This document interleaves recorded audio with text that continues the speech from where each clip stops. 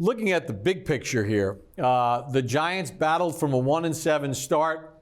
Division's not great, but this is a great learning experience for this team, having played in playoff-like games down the stretch. Well, it really is, and it's high stakes. And if you're in a rebuilding mode, to be able to be playing for something at the end of the year, regardless of the outcome, will build character into the next season. All right, starting with me. Okay, I'm going with Darius Slayton here. He has to come up big in this game. Obviously, we see 729 yards so far this season, but going up against a Cowboy defense that's given up a lot of yards to Jalen Hurts in that offense just a week ago, I think Darius Slayton has to be that receiver that can get over the top of this defense, hit them with big plays so they can soften them up, and then we can run the ball and do what we need to do. Jason Garrett has given him opportunities, but he needs to capitalize on them, especially this week with this Dallas Cowboys coming off of the bye week earlier in the season and really ramping things up on the defensive side of the ball. Absolutely. I'm going with Leonard Williams. I think Leonard Williams has to be a key factor in this game for the Giants to win.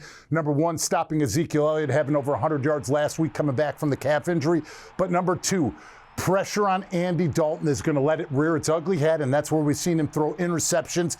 They've tried to speed up the tempo. They've tried to get the ball out of his hands fast, but Leonard Williams beating at the point of attack and winning at that guard spot, those are areas that this defense needs to calculate on. Yeah, Leonard's been an absolute tank all year long, and I expect him to do those same exact things. Get in that backfield early and often, be hazardous to that quarterback, be in his face, just disrupting things in the backfield. That's what we're looking for with Leonard, and we'll see. If he does that, if they're able to do that and that entire defensive line can contain and do what they need to do, we should come out with a win. And the person that we need to keep below the numbers, obviously Ezekiel Elliott. Yeah, obviously he's the guy that kind of makes that team go, right? Every time he gets the football in his hands, whether in the screen game, whether between the tackles, he's the guy that gets that engine going for that Dallas Cowboy offense. And then obviously they got some playmakers on the outside that can make plays. Not to mention he's playing motivated. A lot of people are questioning, does he still have it? Is it an injury? You know, he's looking to sell out in this Week 17 must-win game for the Cowboys as well. And let's talk a little bit about Andy Dalton. He threw for over 350 yards last week in the win against Philadelphia. This is a guy that started 4 playoff games. This is a guy that is not going to buckle under the pressure. No, he's a seasoned veteran, and when you talk about backup quarterbacks, he's at the top end of that because he's one year removed from being a starter. So in his mind, he's still a starter in this league. The mental approach of this team is always the same week after week after week. But how do you fight the emotions of being in such an important game here in Week 17? Yeah, you know, it is. It's a division game against the Cowboys. It's a big NFC East game, and you know, we're certainly, you know, aware of what the game means, and you know, you can't ignore that. But at the same time, you know, in order for us to prepare like we have to prepare as well as we possibly can, you know, we're focused on this week, and you know, it sounds like you know, what we're supposed to say or coach speak to some extent, but you know, it is the truth, and it is what, you know, we're going to have to do if we want to play our best football on Sunday. So, you know, that's the approach we've taken. You know, we've started the week, and you can tell that's how guys are looking at it, and you know, that's truly the way we're going to be best prepared to go out and play on Sunday. How does the Week 5 game down in Dallas apply this week, if at all? Because it certainly seems like both teams have had some changes since then.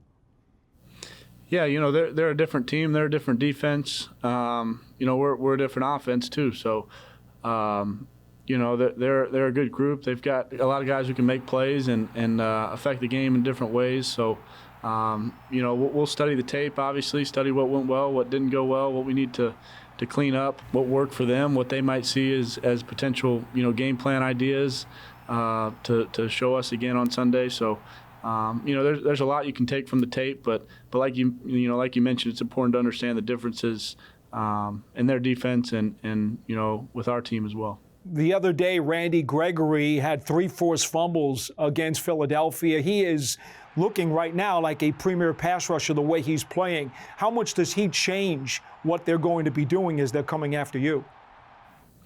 Yeah, you know, he's a good player, and they've got a few guys who can really get after the quarterback and affect the game that way. So, you know, we'll need to do a good job up front, and you know, I'll need to do a good job getting the ball out on time and not, you know, not putting those guys in tough positions, you know, up front. And you know, we've seen a lot of good pass rushers this year. We've gone against them, and you know, we'll be ready to go.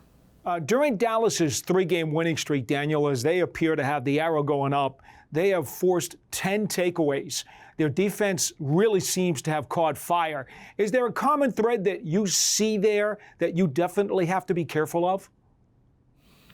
Yeah, they're doing a good job getting the ball out, and we'll have to do a good job protecting it, running with it, and decisions I make throwing the ball and all those things will be important. But that's always a big focus of ours going into each week is protecting the ball and making sure we're making good decisions with it and protecting it when we have it. So like every week, that'll be a point of emphasis and a big factor in the game. New division champ, Carl. With the Eagles eliminated last week, 16 consecutive years where you do not have a repeat champion. The NFC East is certainly a bunched-up group once again. Well, it is, and somebody's got to win it, Bob. So it's a good thing that the Giants are still in the conversation the last week of the football season. All right, high five, 34. The Giants scored a season-high 34 points in Week 5 in their loss against the Cowboys. Each team had a defensive touchdown. Kyler Fackrell with a pick 6. Carl, it could have been better for the Giants because, remember, they had 2 touchdowns taken off the board because of penalties. Well, this is one of those games where execution is paramount because the Dallas Cowboys are a front-running team. When they get it going, there's nobody better. But if you can get ahead on them and execute, you can put them to sleep. You think about the Cowboys in their run game, and you think of Ezekiel Elliott. They only have 6 runs of over 20 yards. And Pollard's the guy that's got the 2 explosive touchdown runs this year. Well, yeah, Bob. And here's the thing that the Giants have to focus on this week is stopping the run. They've had a tough go of it the last 3 games. And this is one where we know what Ezekiel Elliott is, but Pollard is a guy that has vision, and you have to be able to get off blocks. And I'm just going to run this, and you'll see the vision. He starts in and sets up his blocks. Watch this. This is a little Le'Veon Bell in his prime thing. Yeah, so he's going to make sure that block is secured, that block is secured, and that block is secured. And he just feathers in there, and then he breaks it out. So Giants will have to be able to get off the blocks. You see, I freeze it. Now, everybody's occupied. This is the only guy who can make the play, and that's asking a lot for a guy coming up from the back end. And he's off and running.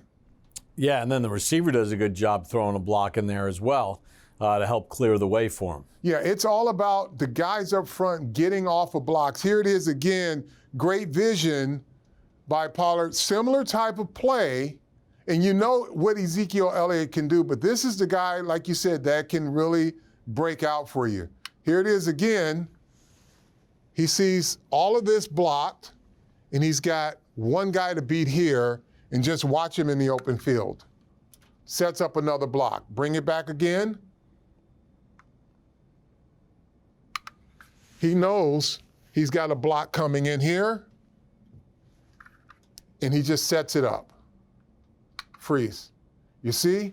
He sets it, this comes in, and he's out the gate. Carl, is that also a key for the Giants when they see 85 Noah Brown in the game? That there's a good chance that they're going to run the ball? Well, yeah, the run keys are important, Bob, but leverage on the run plays. Everybody can't get sealed in. Everybody can't get kicked out.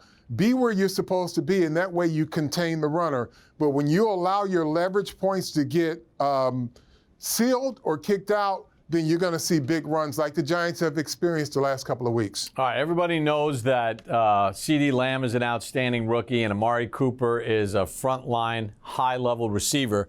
Michael Gallup is also a guy that can make a lot of big plays for them. And, Carl, he's hurt the Giants in the past. Well, Michael Gallup he's in a unique position, too, because when you think you've got the talent on one side and he's the lone receiver on the backside, you see a lot of defense. All the defense is over here.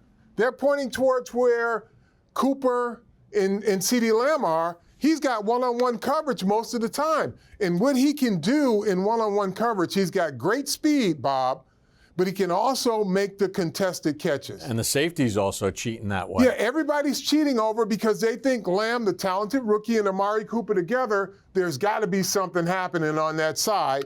But it's not. It's the one-on-one backside of it, and I think it's just great play calling. But here it is. He just throws it up. It's a 50-50 ball. He makes the catch. So they're telling him, hey, you're going to get single coverage and the safety's going to be on the other side of the football field. You got to make a play. So James Bradberry could be singled up out there, and he knows there's a good chance that ball's going to come to him. Here they are again at the bottom of the screen here.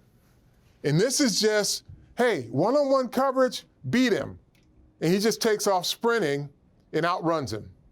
Yeah, just a little head fake, not even like a great move or anything. Yeah, just uses his straight speed. ahead. Yep. All right, Carl, we're going to go to the Cowboys pass rush. We know about DeMarcus Lawrence. They got Aldon Smith, who's having a good year, but there's also another guy in Randy Gregory. Yeah, Randy Gregory, they're a front-running group. They're defensive front, so when it's going, they all want to participate. And they're good and even better now because of the awakening of number 94, Randy Gregory.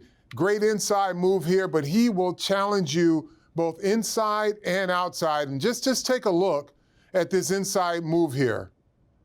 Splits a double, and he's right there on the quarterback. He is a guy that makes them so much better, a good group even better. Carl, we have another look at the Cowboys getting after the quarterback. This was against the Giants earlier this year. Yeah, now here again, you saw there as a group and in individuals, but there are going to be some one-on-one matchups.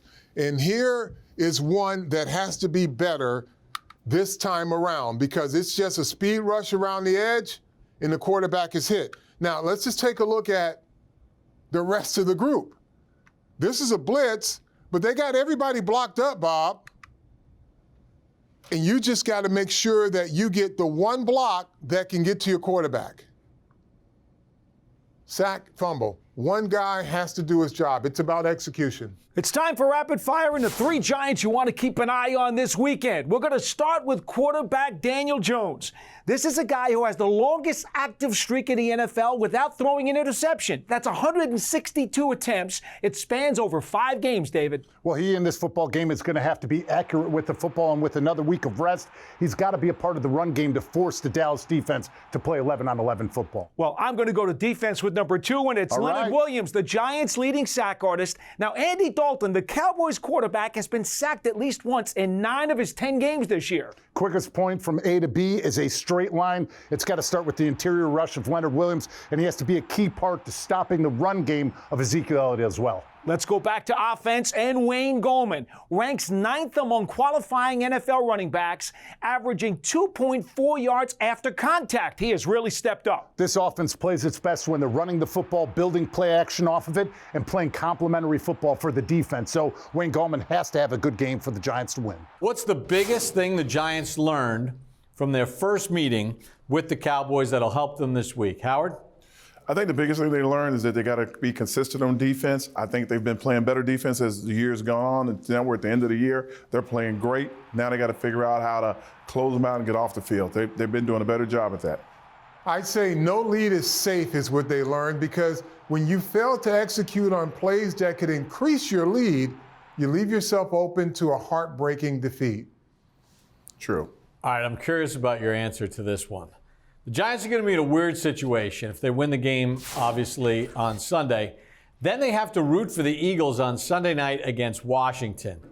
Who's the most hated rival in the NFC East? Well, it depends on what NFC East team you ask, but I think it's Giants-Eagles are a hated rivalry. Guys, for me, it's definitely the Eagles. I mean, they were close. They had bad players. They were, everything you could think about was horrible. Dallas, I didn't mind. My dad was a Cowboys fan. The Washington football team, they had the great stadium, the band. It was a lot of fun, but I definitely hated the Eagles. We're going to take a look at the Cowboys' top wide receiver, Amari Cooper, going up against the Giants' shutdown corner, James Bradberry. These two guys faced off in Week 5. Amari Cooper just 2 catches. Yeah, no doubt about it. This is awesome football right now. It feels like playoffs, right? Cowboys, Giants, we got a great matchup right here. Bradberry having a Pro Bowl season. This was his first Pro Bowl in his entire career. Locked up against Amari Cooper. And I tell you what, the battle on the outside is going to be fun to watch because Bradberry's been so physical. And as you mentioned, he pretty much stifled them in their earlier matchup. Now, Dak Prescott did get hurt in that game. Andy Dalton came in, but no doubt James Bradberry is going to be watching film on Cooper after this big game he had last week. Now, Cooper, one of the best route runners in the game, showing the Giants a heavy zone scheme. So what does Bradberry have to do from a technique standpoint to shut down somebody like Cooper? Yeah, great question. I think the number one thing is don't give up the double move. Keep everything in front of you with Amari Cooper. He wants to run speed outs all day, fine. He wants to run a slant, fine. Tackle him. Don't fall for that double move. They're trying to set you up for it. Bradberry has been really good at being disciplined, keeping his eyes on his receiver, and not falling for the old peek in the backfield routine. But the number one thing that will be interesting to see, John, is what does Mike McCarthy do if all of a sudden he's trying to get Amari Cooper involved? Does he start moving him around? Because with Bradberry, if he's traveling to the right or to the left, all of a sudden now you might see Amari Cooper sprinkled into the slot, or they may be trying to move him in motion to kind of free him up so that Bradberry can't get that press coverage on him. Now, unfortunately for the Giants, slowing down the Cowboys' offense and passing attack isn't just about slowing down Amari Cooper. They have a lot of weapons to throw the football to, Sean. Yeah, well, you mentioned he only had 2 catches in Week 5, and yet the Cowboys still found a way to win. Michael Gallup has done a great job. CeeDee Lamb has been a handful in the slot, and when you look at what they did, Andy Dalton's coming off a season-high 377 yards, 3 touchdowns. All 3 of them, John, had a catch over 50 yards. So it's those big chunk plays, the big explosive plays that the Giants have not given up this year. They've got to continue that in Week 17. Obviously, the Giants are going to have their work cut out for them. You showed in strategy earlier in the show how explosive Michael Gallup is. CeeDee Lamb has set the Cowboys record for the most receptions in a season. He can go over 1,000 yards. And Amari Cooper is a frontline guy. How do you defend and deal with all 3 of these guys? Well, you've got to be committed to your technique. It's going to be some zone, some man. It's going to be some matchup stuff. But you cannot allow your technique to break down, because each one of those guys you named have a unique skill set that can exploit your defense if you're not focused. And I remember from earlier in the season when the Giants played the Cowboys, you said that they use the rookie CeeDee Lamb. They line him up in a lot of spots that traditionally would be a tight end. Yeah, so they'll put him in the slot knowing that if it's a 3-by-1 and he somehow ends up being the inside guy there, he's going to be matched up on a linebacker. And when he's on a linebacker, he's going to outrun a linebacker up the seam. So that's one of the areas that the Giants are going to have to guard against.